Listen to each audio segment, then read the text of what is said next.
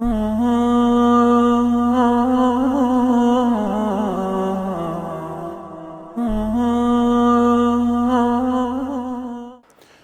Azza wa Jal stated in Qur'an in Surah Al-Baqarah, وَاتَّقُوا يَوْمًا لَا تَجْزِي نَفْسٌ عَنْ نَفْسٍ شَيْئًا وَلَا يُقْبَلُ مِنْهَا شَفَاعَةٌ وَلَا يُؤْخَذُ مِنْهَا عَدْلٌ وَلَا هُمْ يُنصَرُونَ. Allah Azza wa Jal said, fear a day that there is no soul will stand on behalf of other, and there will be no intercession will be accepted from it, and there will be no ransom will be taken from them, and there will be no getting help and aid from anyone.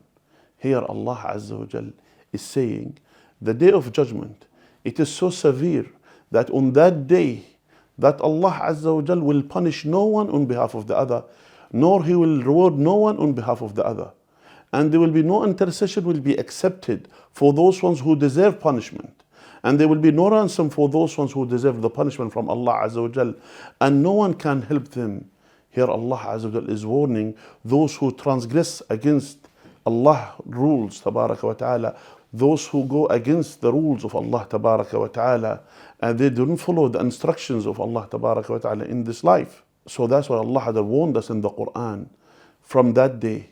And Allah Azza wa Jal told us as well in the Qur'an to follow the guidance from Allah tabaraka wa ta'ala in order not to face these severe punishment from Him tabaraka wa ta'ala. Wa Jazakallahu Khairan.